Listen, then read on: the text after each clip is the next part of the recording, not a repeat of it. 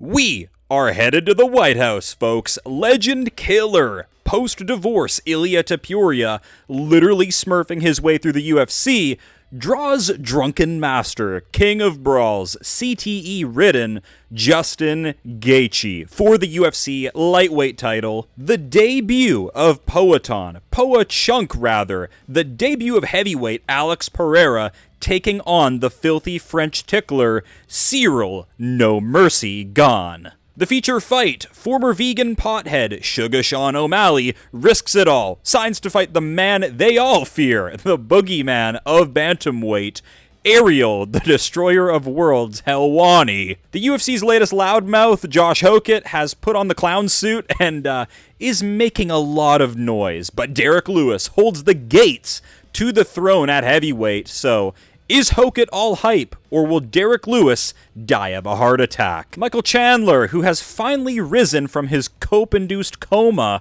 after not getting the McGregor fight, takes on Mauricio Ruffy. Gotta get those wrestling dads watching this card somehow. Nickal takes on Kyle DAUKAUS. And Diego Lopes and Steve Garcia are bound to brain damage each other to open up this event. Guys, the UFC has hit an all-time low. They have finally caved and copied street beefs, you know, the big leagues. The first UFC event outdoors. Anything can happen here. We have a thunderstorm nearby that will either turn the event into absolute cinema or kill the power and ruin everything. We need to get this matchup straight. Look, Ilia Topuria's fight style is tailor-made to destroy a fighter like Justin Gaethje. Justin Gaethje, in my opinion, was a better fighter when he was the Garth variant. Now he's the Rufus variant, sort of tall man Gaethje. Trevor Whitman has made him into like a pseudo-technical fighter with like the long jab and like the educated pressure now, but Gaethje used to be a better fighter when he threw all caution to the wind, when he was just a whirling dervish of CTE. Like, Gaethje was unpredictable, he was extra violent because you were forced to like strike him on the back foot, like in fucking, like sinking in quicksand, but he gives more space now. He looks for a lot more like light attacks, like jabs and stuff like this. His boxing is very, very awkward, which lets him land, but I mean, look at who he's fighting, like Paddy Pimblett. Rafael Fiziev is a great win for Gaethje, but one thing Rafael Fiziev doesn't have is any sort of like confidence in his grappling. Like, he's a Muay Thai guy, right? Ilia Topuria blends every martial art together so well to just cause absolutely lights out knockouts. Like, Ilia is the legend killer, sort of that new guy from the new generation that's put it all together. Is Ilia overrated in terms of resume and legacy? I think so. We can have that conversation because he's yet to beat a wrestler. I don't care what anyone says. Josh Emmett isn't a wrestler. Fucking Ryan Hall isn't a wrestler, okay? So there are discussions to be had of Arman beating Ilia, Islam beating Ilia, but this tall man, Gaethje, is just food for him. He really is. Keys to victory here. I have rip the body for Ilia. Go for takedowns. Justin Gaethje in this matchup does have size and weight, so maybe he can stuff some Ilia Topuria takedowns. Let's give Gaethje the benefit of the doubt. You get on top of Ilia Topuria. Gaethje's got some underrated ground and pound. It's really heavy, but Ilia's BJJ will keep him safe. Topuria's just not a guy to gas out and like really die in those positions, so Ilia's fine on the ground, and just over time, the body work, the pressuring from Ilia, the chin will be exposed, and he will take Justin's soul. All it's going to take is one power punch from Ilia Topuria. Maybe he just goes completely out, so it's going to be a sad event at the top of the bill here. It's going to be a violent end to Gaethje's career, which is lots of fun. Just for shits and giggles, I have keys to victory here for Gaethje. Pop the jab, move around, be long, spam uppercuts. I know there's that viral clip of like Gaethje's dad being like, oh, he's beat short guys before. Like, you have no idea what your son's in for. Like, he is marked for death. But yeah, the uppercuts there, I like Gaethje's uppercut. He's dropped people with it, like Fiziev, Chandler, who are the same height and reach as Ilia. So that weapon is there, obviously, but he's obviously ready for it. And avoid the nuke. Seriously, you need to avoid the nuke for 25 minutes, but if he can, then we can start talking about a competitive fight. But It's like 99% chance a KO win for Ilya, if you recognize the styles at play here. So we are going to move on. We've talked about this matchup before in previous videos. Justin Gaethje is a notorious punch magnet. Even this more technical version still doesn't have the greatest defense and not as aggressive as his younger self. We need Garth here. I would probably pick Garth to beat Topuria. I don't know if I'm picking Rufus to beat Topuria, though. And there's a little bit of beef attached to this fight. Not that I think it's going to, like, shake the outcome at all. And I think there's a small part in all of us that would like to see Gaethje pull it off because, you know, he's the veteran, and Ilia Topuria is quite insufferable, if we're being honest. Just full-out main character syndrome.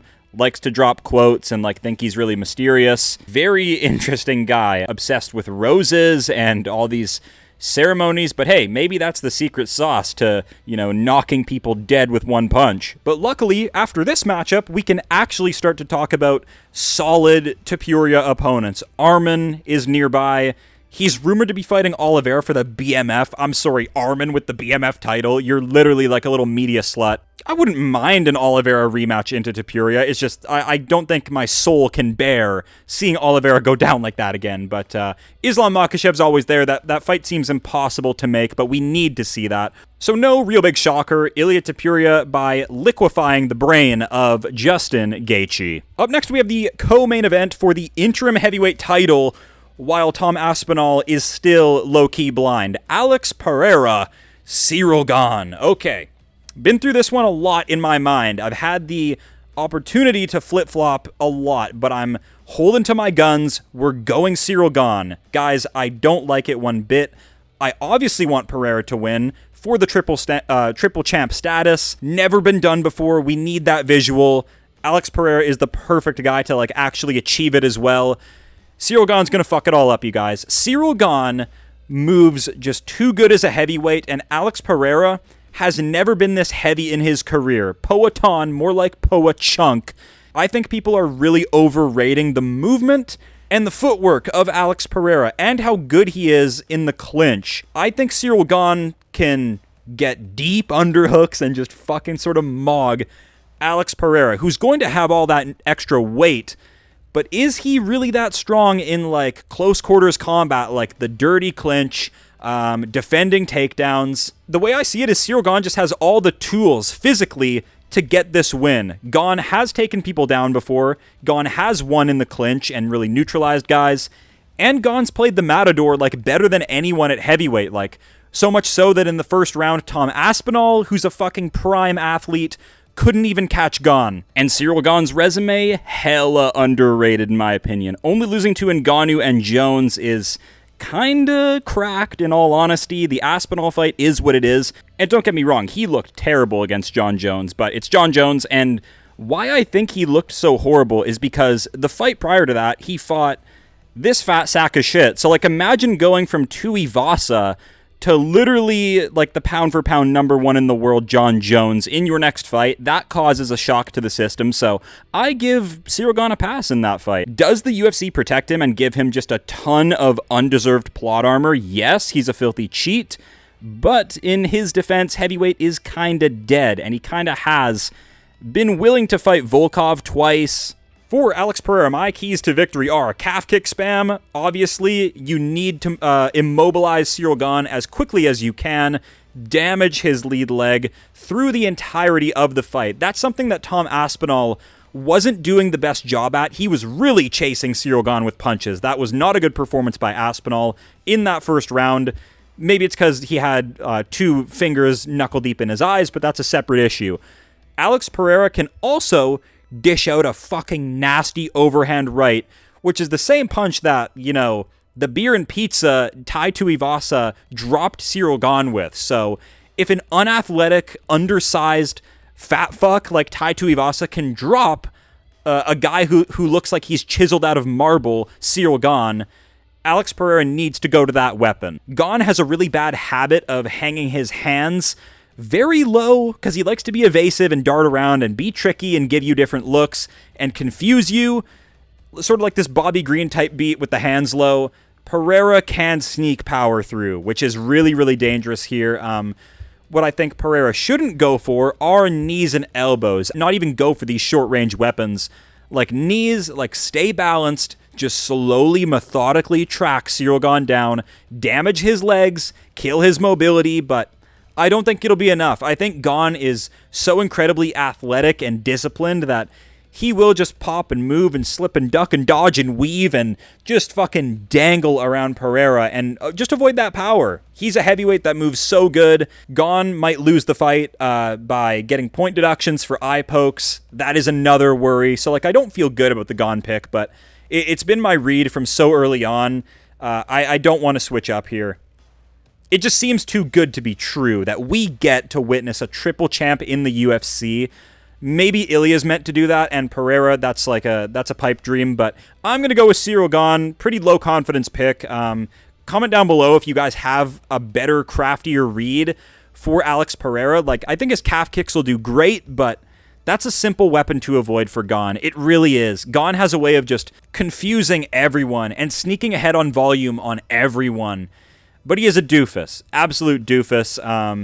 Gane's keys to victory here, obviously, stick and move, win the clinch, and try takedowns. Like, just, we need, I think Gane will try a couple takedowns. He would be moronic not to, just to bump and make contact and threaten it. For his entire fucking MMA career, not enough people have been trying to shoot on Alex Pereira, and it's allowed him to get this far in the UFC. Let's keep it real. So, we'll see how it plays out. Gane, underrated physically.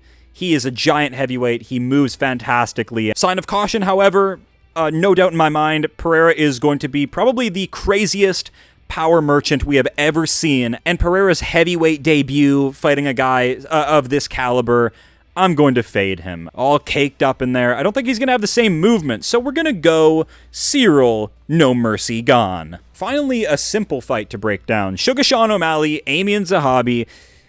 I think this is one of the most egregious, blatant layups I have ever seen. Corey Sandhagen was right there for Sean O'Malley, but he's protected.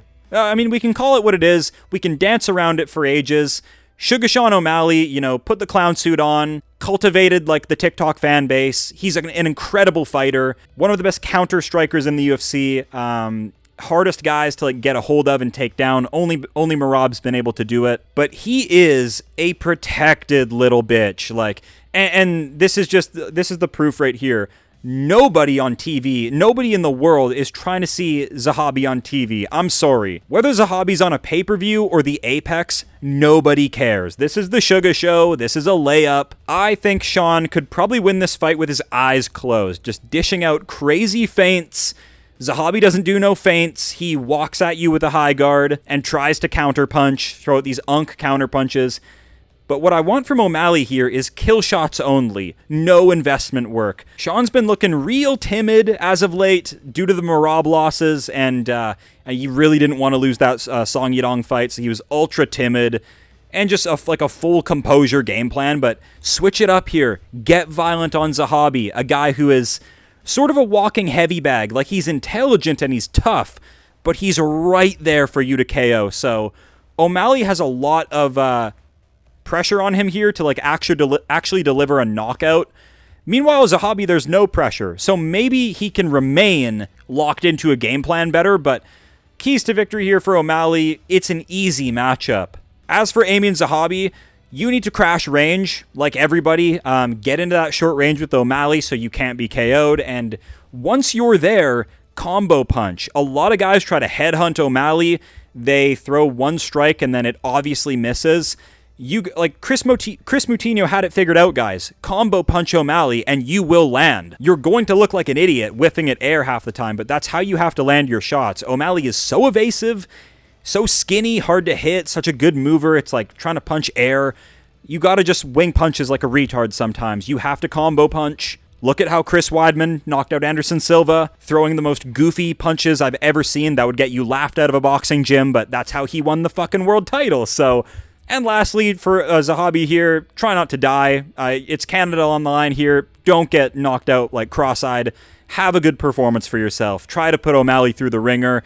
Quick prediction, I'm going O'Malley by knockout. It seems like one of the biggest layups in recent UFC history, so I'm a little salty about it, that we're not getting, that it's not Sandhagen, and that I can really, like, break it down and get technical with the breakdown, but it is what it is. We have to go Sean O'Malley by knockout. Now, I'm laying it all on the line here. This might be my best underdog pick yet. I hold strong to this. I'm one of the best underdog predictors in MMA YouTube, period, okay?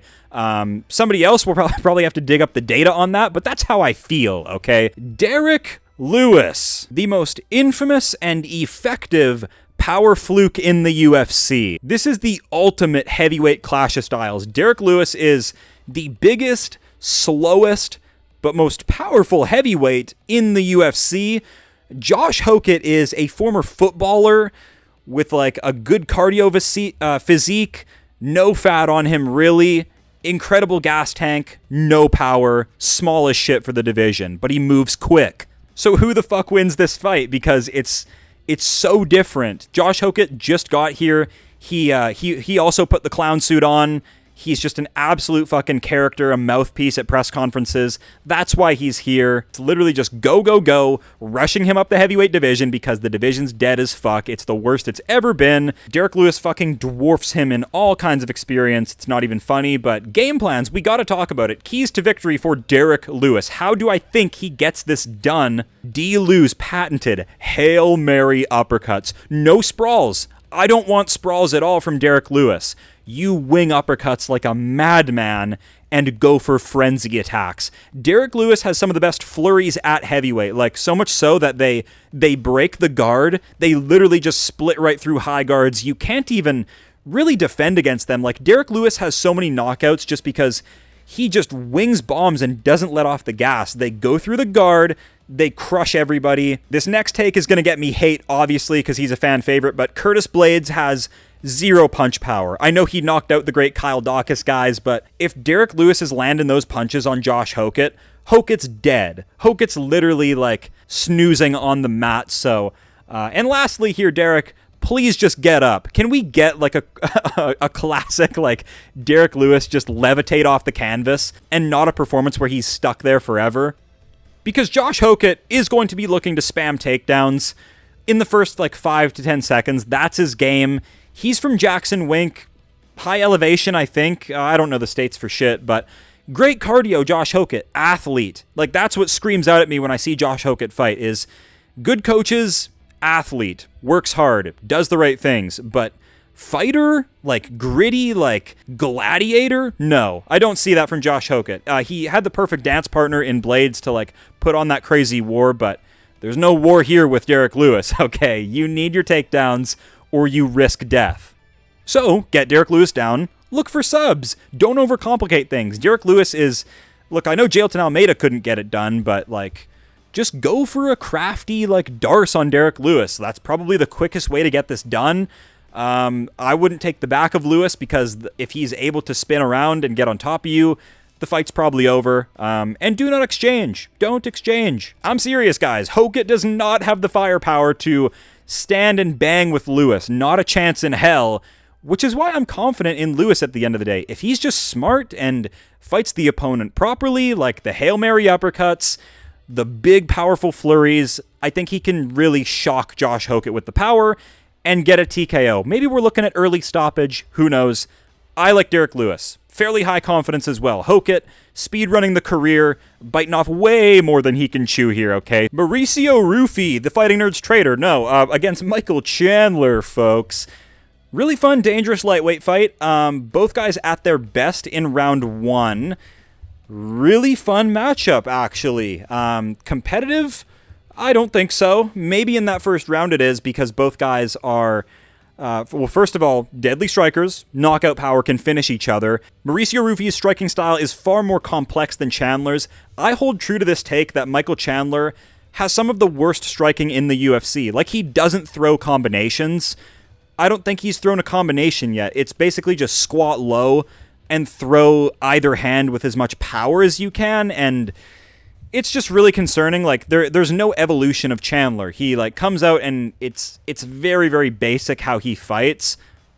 But sometimes the basics win, so I don't like to crap on Chandler too much. But we are going to clown on him here for wasting a lot of his career waiting out for the Chandler's only UFC wins are Dan Hooker, Tony Ferguson. Laughable. Absolutely laughable. Ruffy would put them in the hospital. Let's talk game plans, though. Let's talk physical matchups. Mauricio Ruffy, a lot taller.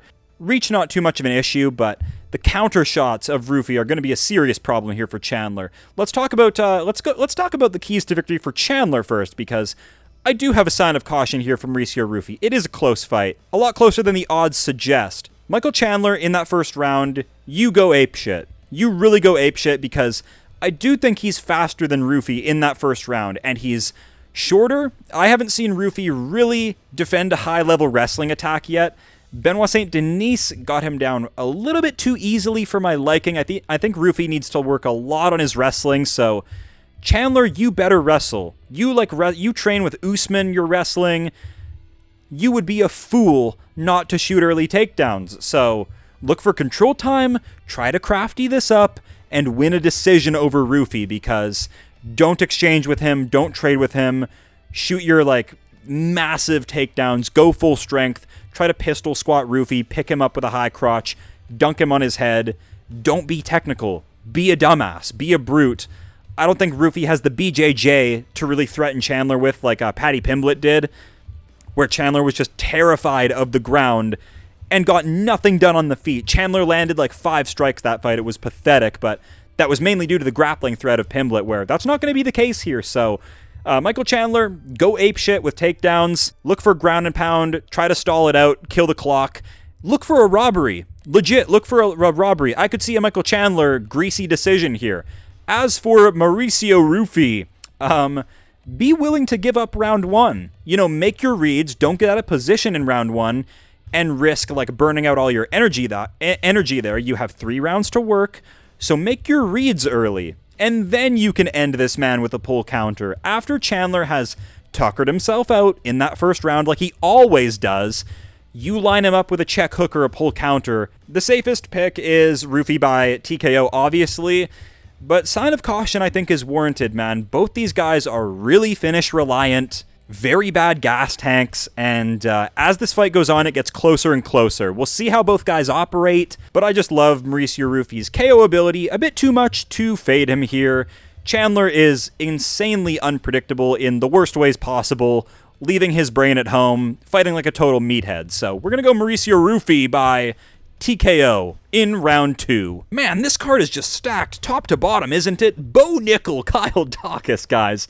If you don't know these guys, you are the definition of a casual. No, Bo Nickal, very, very new to MMA still. However, absolute wrestling Giga Chad, okay? But we learned pretty recently that Bo Nickal is telepathic, okay? He recently revealed he is a mind reader, so any game plan genius on the side of Kyle Daukaus will be instantly exposed by the telepathic abilities of Bo Nickal. But seriously, sort of the X factor here for Bo Nickal is the fact that he's spent his whole life as an NCAA Giga Chad, and so you are going to level up and evolve that much quicker. You're going to learn MMA faster. That doesn't necessarily equate to like MMA skill, because he was demolished by Rainier de Ridder, so that needs to be mentioned in this fight. Nickal just couldn't find any momentum in that fight and fucking crumbled in like the worst way possible. Standing TKO to like the wacky inflatable tube man, Rainier de Ridder. Really bad loss to take, but an understandable one. Bo Nickal struggles with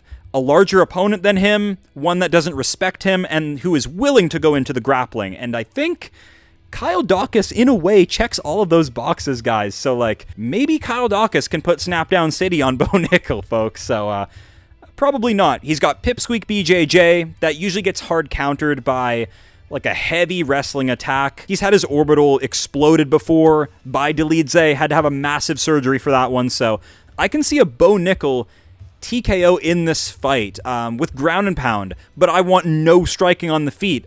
It's still mid. I will never be able to get out of my mind the Paul Craig fight from Bo Nickal.